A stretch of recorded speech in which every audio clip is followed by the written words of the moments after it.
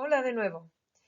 En esta ocasión vamos a resolver un plano inclinado con poleas. Se trata de un sistema formado por dos cuerpos enlazados con un hilo o con una cuerda inextensible.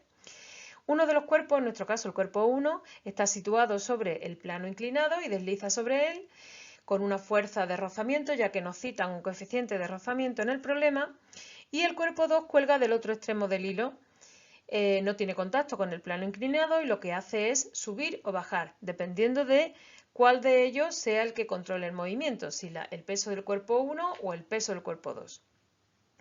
En nuestro caso, el cuerpo 1, 10 kilogramos, el cuerpo 2, 8 kilogramos, no es una gran diferencia.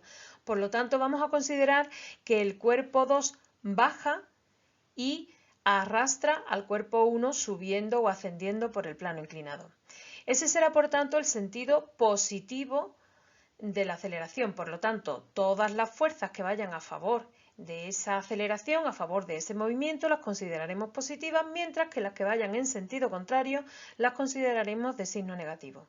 Así que el siguiente paso será dibujar las fuerzas. En el caso de los dos cuerpos tendremos, debido a la masa, tendremos el peso 1, el peso 2, siempre vertical y hacia abajo. Además, dado que los dos cuerpos están enlazados, la cuerda ejerce una acción sobre los cuerpos que se llama una tensión. La tensión ya sabéis que va sobre la cuerda y siempre tirando del cuerpo. La cuerda tira del cuerpo y esa sería la fuerza que representamos mediante la tensión. Otras fuerzas que se ven aquí implicadas, pues la normal. El cuerpo que está sobre el plano inclinado, por estar en contacto con el plano ejerce una acción sobre el cuerpo, que es lo que nosotros llamamos la normal. Son fuerzas de contacto, lo mismo le pasa a la tensión. Y por último, dado que nos dan un coeficiente de rozamiento, tendremos que considerar que existe la fuerza del rozamiento. Como hemos dicho que el cuerpo 1 asciende por el plano, la fuerza de rozamiento vendrá en sentido contrario, por eso la pintamos hacia abajo. Bien, una vez que tenemos todas las fuerzas dibujadas, utilizamos la ecuación de Newton, la ecuación fundamental de la dinámica, para resolver el problema. La fuerza resultante es igual a la masa por la aceleración con la que se mueve el sistema. ¿Qué ocurre? Que ahora vamos a tener que sumar fuerzas y nosotros sabemos sumar fuerzas siempre que sean o bien paralelas entre sí o bien perpendiculares. Si nos fijamos en el cuerpo 2 no hay problema, las fuerzas son paralelas y quedan en la dirección en la que se produce el movimiento. En el caso del cuerpo 1 sí que tenemos un problema porque el peso no queda perpendicular a las demás. Podemos elegir varios sistemas de referencia, pero nos resulta más fácil elegir un sistema de referencia para descomponer las fuerzas y poderlas sumar, de forma que uno de los ejes de ese sistema de referencia coincida con la dirección del movimiento. De esta manera, en el otro eje la aceleración será cero. Bien, pues elegido ese sistema de referencia, tenemos que descomponer el peso en su componente X, la vamos a llamar la que queda proyectada sobre la horizontal, y su componente Y, la que queda proyectada sobre la vertical.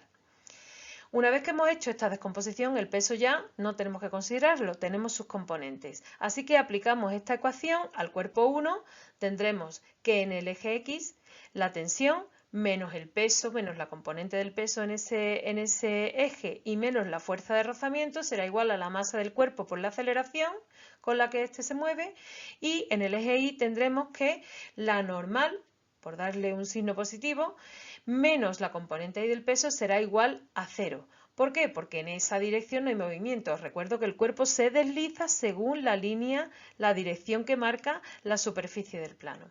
Hacemos lo mismo con el cuerpo 2, el peso menos la tensión es igual a la masa de ese cuerpo por la aceleración y ya simplemente tenemos que resolver. Aquí tenemos un sistema planteado de ecuaciones para el cuerpo 1 y para el cuerpo 2. En el cuerpo 1, la normal es igual a la componente de Y del peso. Tenemos que tener en cuenta que la componente Y y la componente X se expresan según esas ecuaciones que tenemos ahí. Tenemos que tener en cuenta que la fuerza de rozamiento se calcula como el coeficiente por lo que valga la normal, así que simplemente, como la tenemos deducida de una de las ecuaciones del cuerpo 1, sustituimos y nos quedarían las expresiones que veis en la pantalla. Así pues, lo que hemos conseguido es una ecuación para el cuerpo 1 y otra ecuación para el cuerpo 2. Con esas dos ecuaciones hacemos un sistema en los cuales las incógnitas son la tensión y la aceleración. El sistema se resuelve normalmente por eliminación. Sumamos ambas ecuaciones, la tensión se va y despejamos primero la aceleración, que como veis nos quedaría esa fórmula que aparece en pantalla. Si sustituimos los valores obtenemos una aceleración de 0,69 metros por segundo al cuadrado. Después, con este valor de aceleración que hemos calculado, nos vamos a la ecuación, por ejemplo, del cuerpo 2, que es la más sencilla, y de ahí deducimos la tensión. Os podríais ir a la del cuerpo 1, a la que quisieseis, pero lógicamente la del cuerpo 2 es más cortita. Entonces nos queda que la tensión, la despejamos de la ecuación, sustituimos sus valores, la tensión en este sistema, la tensión de la cuerda sería de 72,88 newton.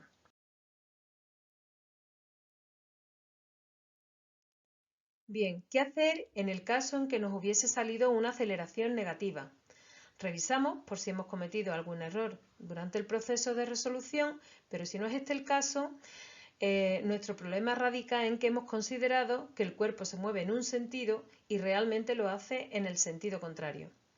Así que tenemos que rehacer el problema desde el principio, porque tanto la tensión como el peso y la normal son fuerzas que van a mantenerse en la misma dirección y sentido. Sin embargo, la fuerza de rozamiento va a cambiar el sentido en el que se aplica, puesto que la fuerza de rozamiento, por definición, siempre se opone al movimiento.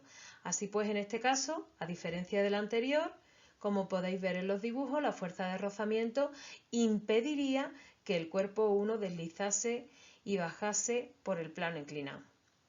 Cuando hacemos esta corrección en las fuerzas, pues también nos cambian las ecuaciones que se obtienen cuando aplicamos la ecuación fundamental de la dinámica. Y por supuesto obtendremos una aceleración y una tensión completamente diferentes, tanto en signo como en valor, que obtuvimos en el apartado anterior.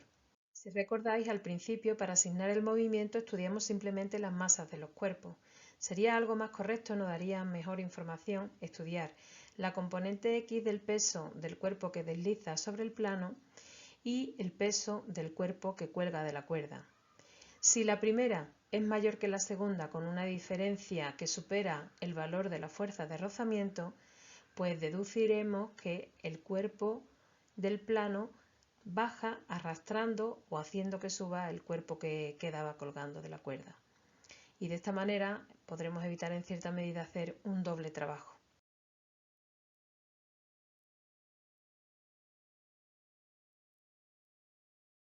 Bueno, pues hasta aquí, problema resuelto. Nos vemos en el próximo.